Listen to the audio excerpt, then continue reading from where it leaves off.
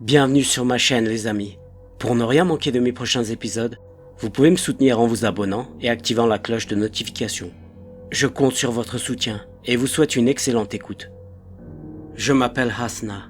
Aujourd'hui, je ne suis plus la même personne que celle qui a vécu l'histoire que je m'apprête à vous raconter. Je pense que si l'expression « vivre l'enfer sur Terre » existe, c'est bien parce que des gens comme moi l'ont réellement traversé. Aujourd'hui, je me rassure en me disant qu'il est humain de penser ainsi, et que ce que j'ai vécu doit être accepté comme une épreuve. Ces événements remontent à plusieurs mois. Je vivais dans une petite ville avec ma mère Hayat et ma sœur Inès. On travaillait toutes les trois et on se soutenait.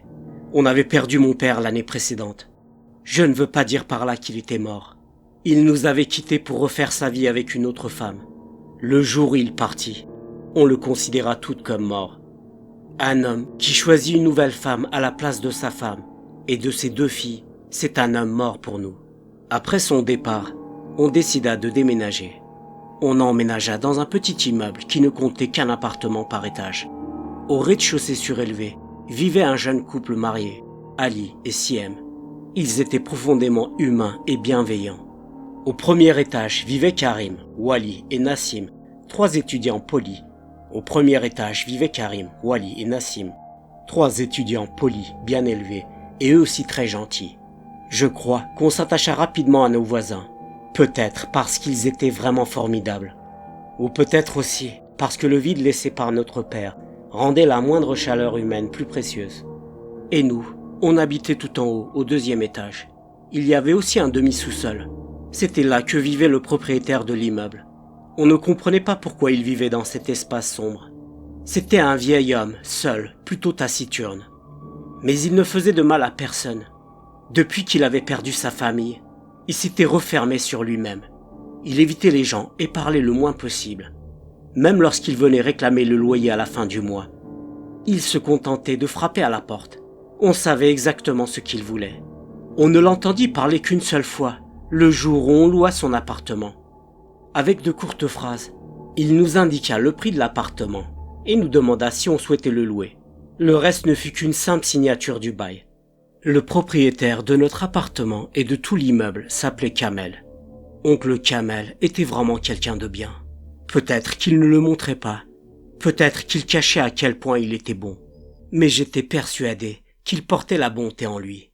Parce que s'il avait été quelqu'un de mauvais, l'absence de sa famille ne l'aurait jamais autant affecté. Il aurait agi comme si de rien n'était, se serait remarié et aurait continué sa vie heureux. Mais oncle Kamel ne s'était jamais remis de la disparition de sa femme et de sa fille. Tout en lui montrait qu'il était un homme fidèle. Ceux qui restent fidèles et qui ne trahissent pas sont souvent condamnés à la solitude. Quant aux hommes comme mon père, ils prennent des décisions absurdes, font des choix insensés et détruisent leur famille. Mais ce n'est pas le sujet, je reviens à l'essentiel. Tout commença un soir d'automne, une fraîcheur idéale que j'aimais particulièrement en cette saison. Si je vous disais que j'apprécie chaque saison, certains seraient peut-être surpris. Pourtant, ce que j'aime, c'est cette météo unique que chacune d'elles apporte. J'étais assise près de la fenêtre, un roman dans une main, un café dans l'autre. Je prenais plaisir à lire, tout en levant parfois les yeux pour admirer les lumières de la ville, baignées dans la douceur de cette soirée. Tout allait bien pour moi. Il ne fallait pas que je reste enfermé dans les mauvais souvenirs. On ne vit qu'une seule fois, et il faut en tirer le meilleur de ce que la vie nous offre. Je gardais espoir que les choses finiraient par s'améliorer. Chaque soir, en rentrant du travail, quand j'avais un peu de temps libre, je reprenais mon roman, toujours assise devant la même fenêtre. Parfois, je fermais le livre et je regardais les dernières feuilles jaunies tomber au sol. En les regardant glisser des branches, il m'arrivait de penser à mon père, à lui qui avait quitté la maison sans jamais se retourner. La vie est étrange, sans avoir fait le moindre mal. On se retrouve parfois confronté à la méchanceté des autres, et il nous est impossible d'en comprendre les raisons. En face de notre immeuble, il y avait des lampadaires. Quand je ne regardais plus les arbres, je posais les yeux sur eux. Ils me calmaient. Ma nervosité, la tristesse en moi, tout semblait s'éloigner. Ces lampadaires s'allumaient par intermittence. Je ne me souvenais pas les avoir déjà vus tous allumés en même temps ces derniers temps. 1 ou 2 ampoules grésillaient légèrement de temps en temps. Un soir, après avoir fini de dîner, je m'étais installé comme d'habitude devant la fenêtre. Je regardais dehors. Je ne savais même pas quelle heure il était. Ma mère s'était réveillée. En me voyant debout, elle m'avait dit « Hasna, qu'est-ce que tu fais ma fille? Pourquoi tu es encore debout? Tu vas te fatiguer pour ton travail demain. Lève-toi et va dormir ma fille. » « D'accord maman, je me lève tout de suite. » Elle retourna dans sa chambre. En me levant, je sursautai. L'instant d'après, je crus entendre un cri perçant très bref. Je regardai aussitôt par la fenêtre. J'aperçus l'espace d'un instant un homme vêtu en noir. Il portait un chapeau, me semblait-il, mais je ne distinguais pas son visage. Je tournai les yeux vers l'autre bout de la rue. Il n'y avait pas un chat à cette heure-là. Quand je revins vers l'endroit où se tenait l'homme, il avait disparu. Ce n'était pas normal de voir quelqu'un dehors à cette heure-ci. Notre rue avait toujours été calme. Je n'avais jamais été témoin d'une dispute, ni même d'une voix élevée dans notre quartier. C'était pour ça que ce cri m'avait paru étrange. J'attendis encore un peu, écoutais, tendu, espérant encore entendre ce bruit. Mais rien, aucun son. Je finis par me dire que j'avais sans doute mal entendu et je rejoignis ma chambre. Je m'allongeais, fermais les yeux, mais un sentiment étrange ne me quittait pas. J'étais presque certaine d'avoir entendu ce cri. Le lendemain matin, après m'être préparé pour le travail, j'ouvris la porte de l'appartement et descendis les escaliers. Mais quelque chose attira mon attention. En passant devant l'appartement du rez-de-chaussée, je regardais la porte. Un drôle de pressentiment me traversa. C'était difficile à expliquer, mais j'avais le sentiment qu'il s'était passé quelque chose d'étrange là-dedans. Mon intuition m'a rarement trompé, et cette fois, j'espérais de tout cœur qu'elle se trompait. Au travail, je me sentais maladroite. Je cassais le mug d'une collègue, puis le mien en verre. En ramassant les morceaux, je me coupais à la main. Une entaille assez profonde. Le sang coulait, mais je restais calme. Je n'avais qu'une envie, que cette journée se termine. Quand l'heure arriva, je quittai le bureau lessivé. En rentrant, je montai les marches vers le rez-de-chaussée surélevé. Mon regard se posa sans le vouloir sur l'appartement du bas. Une tension sourde pesait en moi. Je prenais une inspiration, puis je frappais doucement. La porte s'ouvrit. C'était Siem. Rien que de la voir me soulagea. « Salam Siem, excuse-moi, je voulais juste te demander, est-ce que tout va bien? J'ai entendu un bruit bizarre hier soir. » Elle fronça légèrement les sourcils. « Tout va bien, oui. De quel genre de bruit tu parles? »« Je sais pas trop. Un bruit étrange, c'est tout. » Je me sentais un peu ridicule. J'habitais tout en haut, elle au rez-de-chaussée. Un étage nous séparait. C'était peu probable que ça vienne de chez elle. En réalité, je pensais à un cri, mais je préférais ne pas en parler, pas tout de suite. Je ne trouvais plus rien à dire. Siem reprena. « Entre si t'as un moment. On prend un café. » En vrai, je me sens pas très bien ces derniers jours. Ali n'est pas là. Il est au travail. Allez, viens, on discute un peu. Je la suivais, puis m'asseyais dans le salon. Elle revint avec 2 cafés et du chocolat noir. Je la remerciai. Puis je bus une petite gorgée. Elle restait silencieuse un instant, puis commença à parler. « Je sais pas ce que j'ai. Depuis quelques jours, je fais des cauchemars. Des trucs vraiment lourds. Et le plus étrange, la nuit, je regarde les lampadaires. Ça me calme. Je crois que j'ai jamais fait ça avant. Moi aussi ça m'arrive. » Lui dis-je, surprise. Exactement pareil. Je m'endors parfois même en les regardant. On souriait toutes les deux. Mais le sourire de Siem s'effaça lentement. « Qu'est-ce qu'il y a, Siem? Pourquoi tu as l'air si triste ?» Elle baissa les yeux, hésitante. « Tu sais quoi? J'hésite à te dire un truc. J'ai pas envie de t'effrayer. Et peut-être que tu vas pas me croire. Mais depuis 3 jours, je vois quelqu'un. Un type toujours au même endroit, juste à côté des lampadaires. Je ne vois jamais son visage. Il fait trop sombre et il reste loin. Il est toujours habillé en noir. Je crois qu'il porte un chapeau. Il ne bouge pas, il reste là immobile. Mais j'ai cette sensation étrange, comme s'il me regardait. Je restais silencieuse, fixant Siem, qui continuait. Au début, je pensais que je devenais folle. Je l'ai même montré à Ali. Il est descendu pour aller lui parler. Mais le temps d'arriver près de lui, il avait disparu. On a pensé qu'il avait fui derrière les lampadaires. là où il y a les arbres et aucune lumière. Est-ce que vous savez qui c'est? Pourquoi il fait ça? On sait pas qui il est, ni pourquoi il nous regarde comme ça. C'est comme s'il voulait nous déranger, mais on ne comprend pas pourquoi. Est-ce que vous avez des créanciers? Ou des gens avec qui vous êtes fâchés? Bien sûr que non. On n'a aucune dette, aucun ennemi. Au début, je pensais que c'était peut-être un voyeur, un harceleur. Mais maintenant, je suis presque sûr qu'il nous veut du mal. Si ça continue comme ça, on appellera la police. En l'écoutant, je commençais moi aussi à avoir peur. Un frisson me parcourait. Les nuits suivantes, je regardais souvent vers les lampadaires, mais je ne voyais personne. Je me disais qu'il ne venait peut-être pas à la même heure. Heureusement, pensais-je, si je l'avais vu, j'aurais peut-être perdu le sommeil.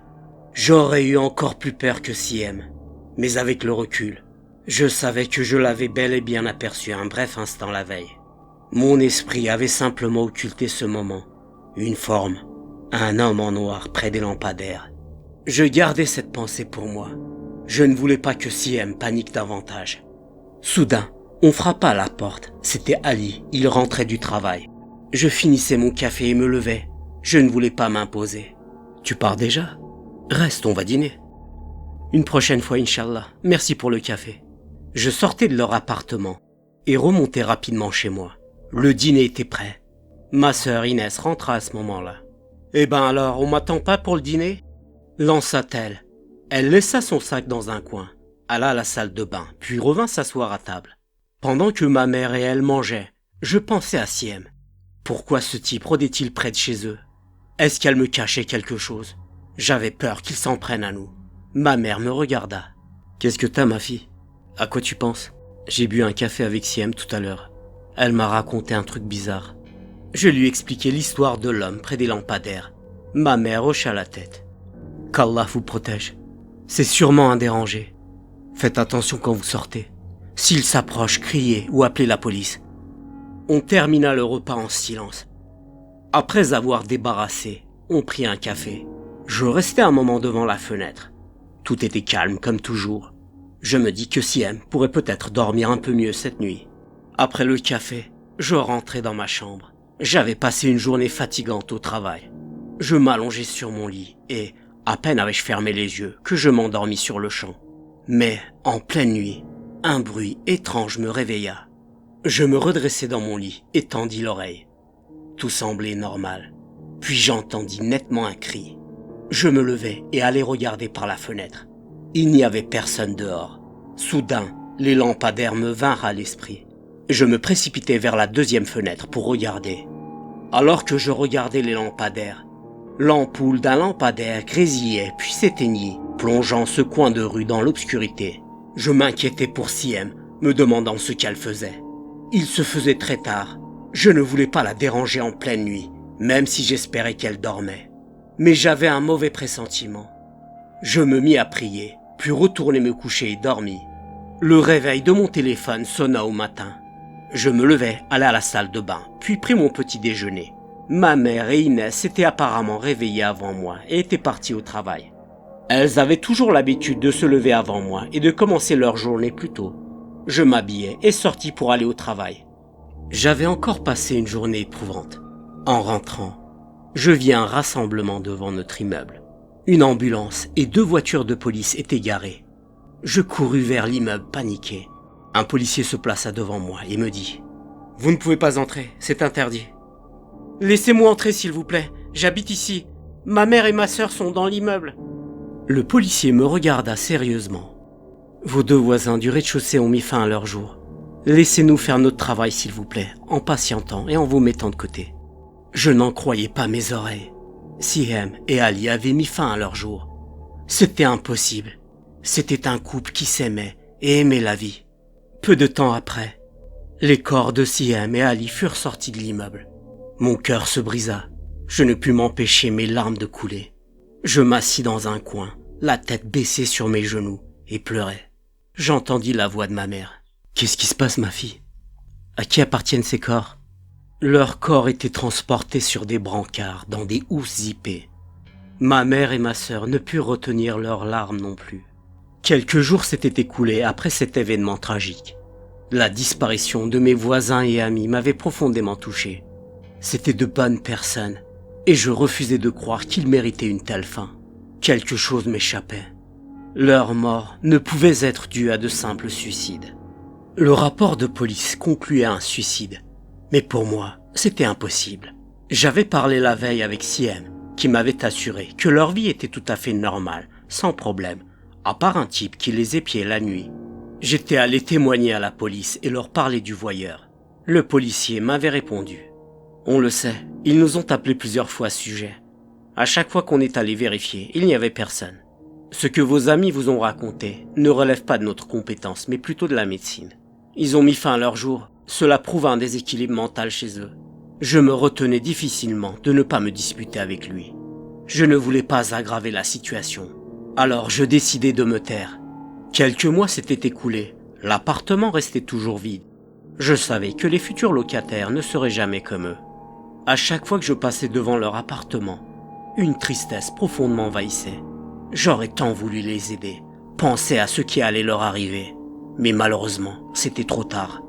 Un jour, en rentrant du travail, je croisais Karim dans la rue. « Quoi de neuf, Hasna? Ça fait longtemps que je t'ai pas vu. » « Ouais, c'est vrai. Je commence le travail très tôt le matin et termine un peu tard. » « Et vous, quoi de neuf chez vous? Les études se passent bien? » « Ça va, mais franchement, on est tous trop fatigués. On a hâte que ça se termine pour pouvoir commencer à travailler. Courage à vous, les gars. »« Merci, on en a besoin. » répondit-il en fixant le vide. « T'es sûr que tout va bien, Karim? » ?»« Tout va bien, sauf qu'il y a un type qui nous dérange. Si seulement on pouvait mettre la main sur lui, il passerait un sale quart d'heure, crois-moi. Ça lui remettrait les idées en place. Mais il court plus vite qu'un lapin. »« C'est quoi le problème, Karim? Qui est ce type? » ?»« Je sais pas qui c'est. C'est Nassim qui l'a remarqué le premier, en regardant par la fenêtre vers les lampadaires derrière l'immeuble. Le type se pointe là-bas chaque nuit et nous regarde. Il est habillé en noir, porte un chapeau et semble très grand. Il reste là sans bouger. Au début, on s'en foutait. On a essayé d'aller lui parler. Mais à chaque fois qu'on sort, il n'est plus là. Je me demande comment ce pervers devine quand on sort. Wally a commencé à faire des cauchemars. Il nous réveillait plusieurs fois en criant. Quand on lui demandait ce qu'il avait, il parlait de l'homme au chapeau. Nassim a aussi commencé à faire les mêmes cauchemars. Je me demande si c'est pas une sorte de contagion psychologique. Je commence sérieusement à m'inquiéter. Parfois, j'entends des bruits étranges dans l'appartement. Je me demande s'ils parlent dans leurs rêves ou si ce type y est pour quelque chose. Je dis à Karim, « Écoute, je vais te raconter quelque chose. Mais je veux pas que ça te fasse peur. Siem m'a raconté la même chose que toi. Tu sais ce qui leur est arrivé. Mais je suis sûr qu'il y a eu une intrusion et que le ou les coupables sont dans les parages. Faites vraiment attention à vous, les gars. Ne laissez entrer aucune personne étrangère dans l'appartement. Ne faites confiance à personne et ne laissez même pas vos amis entrer.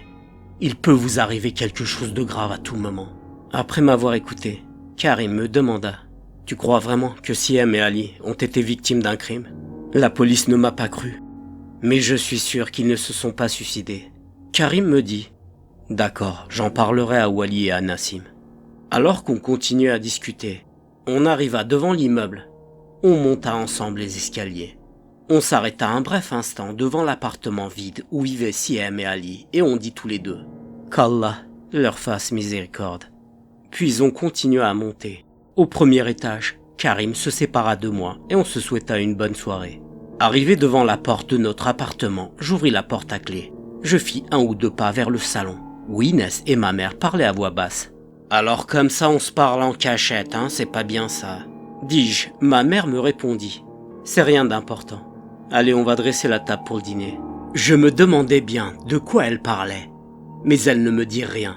Ce soir-là, je ne savais pas pourquoi, mais je n'avais pas sommeil. Je n'arrêtais pas d'avoir des pensées irrationnelles. J'avais bien peur que le type que Siem avait vu et que celui que Karim et ses colocataires avaient aperçu soit la même personne. Si c'était le cas, la vie des garçons était en danger. Je regardais par la fenêtre, me demandant si moi aussi j'allais le voir, quand soudain, l'ampoule d'un des lampadaires se mit à grésiller. C'est à ce moment-là que je l'aperçus. Il était habillé en noir, portant un pardessus et un chapeau. Mon cœur s'emballa. Je le regardais sans cligner des yeux. Lui restait figé sur place, comme s'il observait tout l'immeuble. Qui était-il? Pourquoi restait-il ainsi? Une idée me traversa l'esprit. Je sortis de l'appartement en vitesse et descendis les escaliers. Je frappai à la porte des garçons, Nassim m'ouvrit. « Salam Asna, y a un problème ?» demanda-t-il inquiet. « Écarte-toi, laisse-moi passer vite !» Je courus vers la fenêtre et regardai dehors. Le type était toujours là. « Allez les garçons, dépêchez-vous, venez vite !» leur dis-je. Ils vinrent regarder avec moi. Je montrai du doigt le type et dis « Regardez-le, ce type est un danger pour nous tous. Gardez tous un œil sur lui et que quelqu'un appelle la police. » Alors que Nassim et moi continuions à regarder par la fenêtre, Karim et Wally appelaient la police. En attendant, j'ouvris l'appareil photo de mon téléphone pour tenter de prendre une photo de cet homme. Je zoomais du mieux que je pus sur son visage, mais à cause du peu de luminosité et de la qualité limitée de l'appareil, aucun détail ne ressortait clairement à l'écran. Je pris 2 ou 3 clichés. Quelques instants plus tard, la police arriva. L'homme avait disparu, sans doute s'éloignant discrètement dans l'obscurité derrière les lampadaires, vers les arbres. « Quel est votre problème? Qui vous dérange ?» On recommençait à lui expliquer qu'il s'agissait du même homme, habillé en noir, que l'on avait déjà remarqué. « Comment vous voulez qu'on arrête quelqu'un d'invisible? Votre type disparaît à chaque fois qu'on arrive ici. Si vous continuez à nous appeler comme ça pour rien, c'est vous qu'on va finir par embarquer pour trouble à l'ordre public. Alors soit vous avez une preuve, soit vous arrêtez avec ces histoires. » Je dis au policier, « Attendez, j'ai des photos sur mon téléphone. » J'ouvris la galerie et lui montrai mes dernières photos, lui tendant mon téléphone. Il le prit en main et regarda les clichés. « Ah, c'est pas mal, très belle photo. Mais vous pouvez me montrer ce qui pourrait me mettre sur une piste si c'est pas trop vous demander ?» me dit-il en se moquant gentiment. Je repris le téléphone. Il n'y avait que des lampadaires. Je ne voulais pas passer pour plus folle que je ne lui paraissais déjà, alors je lui dis « Désolé, il a dû s'enfuir au moment où je le prenais en photo. » Pourtant, j'étais sûr de l'avoir pris plusieurs fois en photo. La police quitta l'immeuble. On était tous les 4 gênés. On avait l'impression que la police pensait qu'on se moquait d'eux. Je dis aux voisins « S'il vous plaît les gars, soyez tous prudents. Cet homme peut être dangereux. Fermez bien à clé l'appartement et n'ouvrez à personne. » Ils me répondirent « T'inquiète pas, on est assez grand pour nous protéger. C'est à toi ma sœur de faire attention à toute ta famille. Si vous avez besoin de notre aide, n'hésite pas à descendre frapper à notre porte, quelle que soit l'heure, même en pleine nuit. » Je les remerciai et les quittai puis montai les escaliers pour rentrer chez moi. C'est à partir de cette nuit-là que je commençais à faire des cauchemars. Je voyais l'homme habillé en noir s'approcher de l'immeuble et il me pointait du doigt. Ce fut jusque-là la nuit la plus éprouvante de toute ma vie. Le matin, je m'étais réveillé très tôt. Je pris mon petit déjeuner, sortis de la maison et descendis les escaliers. La porte de l'appartement de nos voisins étudiants était entr'ouverte. Je leur parlais à haute voix, mais personne ne répondit. J'avais encore un mauvais pressentiment. J'entrai à l'intérieur et contrôlai l'appartement. Il n'y avait personne dans le salon. Tous les meubles étaient en place, aucun signe d'effraction. Quand j'ouvris leur chambre, je n'en croyais pas mes yeux. Leurs corps étaient sans vie, tous entaillés de blessures profondes. Leurs yeux et leurs bouches étaient ouverts. Je ne pouvais plus supporter cette scène macabre. Je criais de toutes mes forces. Ma mère et ma sœur m'avaient entendu. Elles descendirent les escaliers et entrèrent dans l'appartement. J'appelai la police et une ambulance, même s'il semblait que c'était trop tard pour cette dernière. Je ne savais pas sur le moment si c'était une bonne chose ou non. La police arriva très rapidement et fit évacuer tout le monde de l'appartement. Il ne restait plus que nous et oncle Kamel dans tout l'immeuble. 3 mois s'étaient écoulés depuis cet événement horrible. Je ne pouvais m'empêcher de jeter des regards rapides par la fenêtre. Je surveillais l'arrivée de ce type effrayant. Pendant ces 3 mois, je ne faisais que des cauchemars, mais j'en avais assez. Je ne pouvais plus vivre avec cette peur constante de se détraquer. J'avais installé une caméra de surveillance près de la fenêtre pour filmer la venue du type s'il revenait pour s'en prendre à moi ou à ma famille. Je m'étais dit que je m'en servirais comme preuve, mais tout semblait normal, à part que mes anciens voisins nous manquaient à toutes. Un jour, en rentrant du travail, j'entrais dans la maison. L'intérieur était sombre. Ma mère et ma sœur n'étaient toujours pas rentrées. Quand j'allumais la lumière, je sursautais. Certaines choses avaient bougé. Les coussins du canapé étaient par terre et une chaise était renversée. Tout était en désordre. Elle n'avait jamais été aussi en retard. Je commençais à avoir sérieusement peur. Je les appelais à haute voix plusieurs fois, mais aucune réponse. Je remis un peu d'ordre dans le salon. Puis j'allais voir leur chambre. Tout avait l'air en place. Je me dis qu'elles étaient peut-être sorties ensemble. J'appelai ma mère sur son téléphone, elle ne décrocha pas. Je tentai avec Inès, mais je tombais directement sur sa messagerie. J'étais loin d'être rassuré, mais j'essayais de ne pas paniquer. Je me dis qu'elles allaient bientôt rentrer. Je partis à la cuisine pour me faire à manger. Pendant que ça cuisait, je passais à la salle de bain. C'est là que mon téléphone sonna. Je me précipitais. C'était mon amie Yousra. Elle pleurait. « Yousra, je te comprends pas. Calme-toi s'il te plaît. » Elle inspira profondément avant de dire « Asna, j'ai besoin de toi. Viens chez moi s'il te plaît. Juste pour cette nuit, je t'expliquerai après. »« Je suis désolé Yousra, mais ma mère et Inès ne sont toujours pas rentrées. Je peux pas sortir tant qu'elles sont pas là. » Elle se remit à pleurer, insista. « D'accord, j'arrive. Ne t'inquiète plus.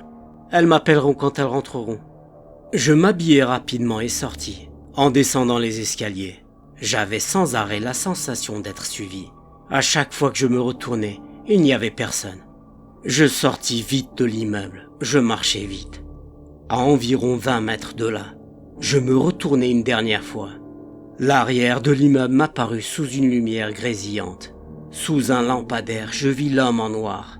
Il apparaissait, puis disparaissait à chaque grésillement de l'ampoule. Je priais pour qu'il ne me voie pas. Je marchais encore plus vite, discrètement, sans me retourner. J'arrivai finalement chez Yousra. Je passai la nuit chez elle. Elle me parla de ses problèmes familiaux. J'essayais de la rassurer. Mais moi aussi, j'aurais eu besoin d'être rassuré. Je n'avais toujours pas de nouvelles de ma mère et de ma sœur. Et s'il leur était arrivé la même chose qu'à nos voisins, je ne m'en remettrai jamais. Yousra finit par s'endormir tard, les larmes aux yeux. Moi, je restais là à son chevet à penser à maman et à Inès. Qu'est-ce qu'elle faisait? Pourquoi elle m'avait toujours pas appelé?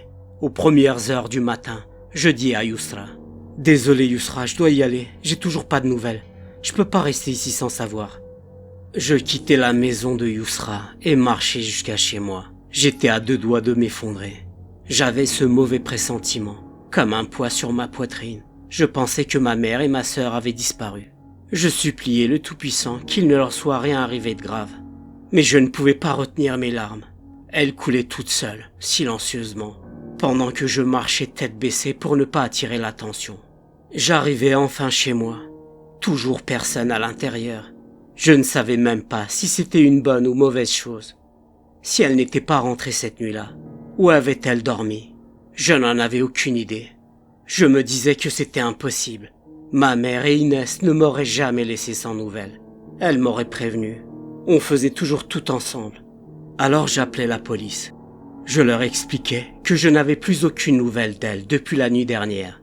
Une équipe finit par arriver. Ils me dirent: « Donnez-nous une photo de votre mère et de votre sœur, ainsi que toutes les informations. On va faire le nécessaire pour les retrouver. Ne vous inquiétez plus. » Je leur donnai tout ce qu'ils demandaient. Et une fois qu'ils repartirent, le silence s'abattit dans l'appartement. J'étais seul, mais seul à un point que j'avais l'impression d'être enfermé dans une prison. Tout l'immeuble était vide. Même les bruits habituels avaient disparu.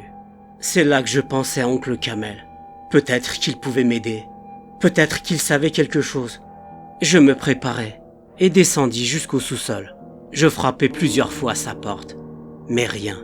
Aucune réponse. Il n'était sûrement pas là. Je remontai lentement les escaliers, mais je ne voulais pas rentrer chez moi. J'avais l'impression d'étouffer. Alors je sortis dehors et pris une longue inspiration. Le reste de la journée, je passais mon temps à les chercher.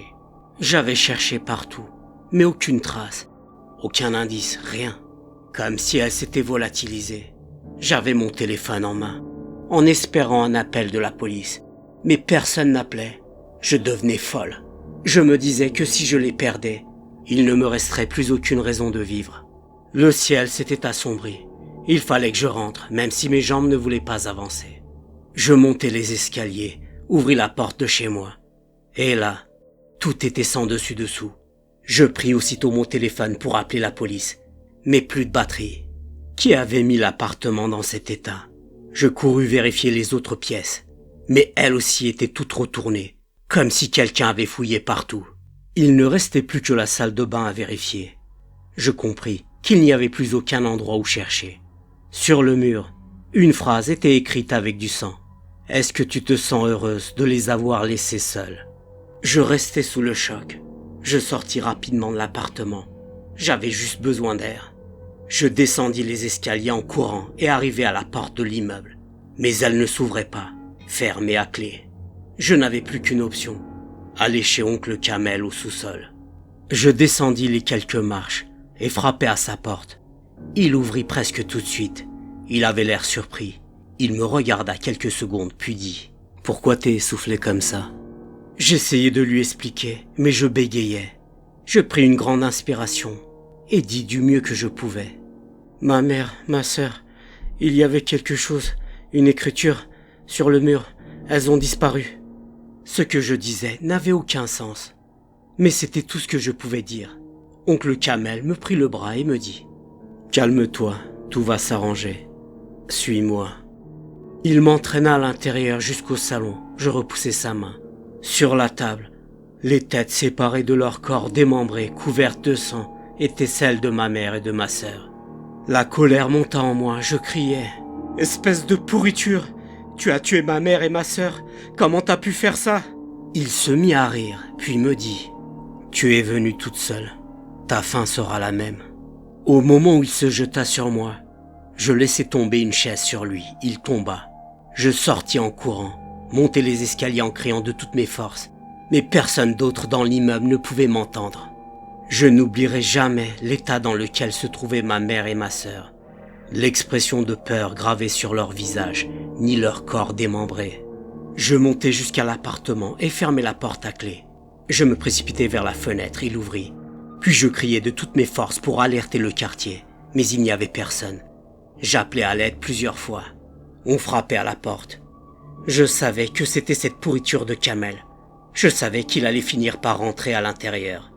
Alors que j'appelais à l'aide, j'entendais des murmures dans une langue que je ne comprenais pas, qui venait de l'intérieur de l'appartement. Je me retournai un instant, et je vis des silhouettes étranges à l'intérieur du salon. Et derrière elles, il y avait l'homme habillé en noir. Je ne voyais pas son visage. Son chapeau recouvrait partiellement son visage. Ces choses-là étaient des entités maléfiques. Alors que je pensais que celui qui se tenait devant le lampadaire était un détraqué, un malade mental. En réalité, c'était pour ça que la police n'arrivait pas à mettre la main sur lui. Puis, j'entendis le bruit d'une clé dans la serrure de l'appartement. C'était Kamel. Il entra à l'intérieur et s'avança vers moi en passant à côté de ces entités maléfiques, ces djinns.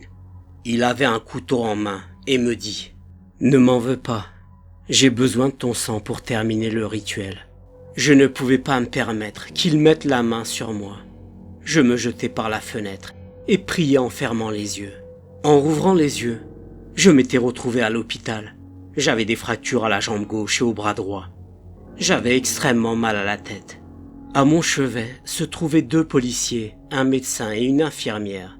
Quand je les vis, je me sentis un peu apaisé. Mais l'état dans lequel se trouvaient ma mère et ma sœur restait gravé en moi. À chaque fois, je ne pouvais pas empêcher mes larmes de couler quand je me rappelais de cette scène. J'avais mal partout. Au final, je m'étais laissé tomber du 2e étage surélevé. Par chance, j'étais tombé sur le toit d'une voiture publicitaire. Son toit était moins rigide que les autres voitures, ce qui amortit ma chute. Même si je m'en étais tiré avec quelques fractures, ça aurait pu être pire. J'essayais de me reprendre pour raconter tout au policier le plus proche de moi, mais il me dit « Ne vous en faites pas, on est au courant de tout, on est juste là pour votre protection. » J'étais un peu soulagé, mais ça avait duré un court instant. Je restais là seul, j'avais perdu toute ma famille. Je restais quelques jours à l'hôpital. Le jour de ma sortie, je ne savais pas où j'allais vivre. Je ne voulais pas appeler mon père pour lui dire que j'avais besoin de lui. Mais mon père avait eu de mes nouvelles, et il était venu pour m'attendre à la sortie. Je ne sais pas pourquoi, mais je le pris dans mes bras, et pleurais toutes les larmes de mon corps. Lui aussi, en voyant mon état, me dit « Excuse-moi ma fille, j'aurais jamais voulu te voir dans cet état. » Mon père m'amena chez lui. Je m'attendais à voir sa femme là-bas. Mais la femme pour qui il nous avait quittés l'avait quitté à son tour pour un autre homme.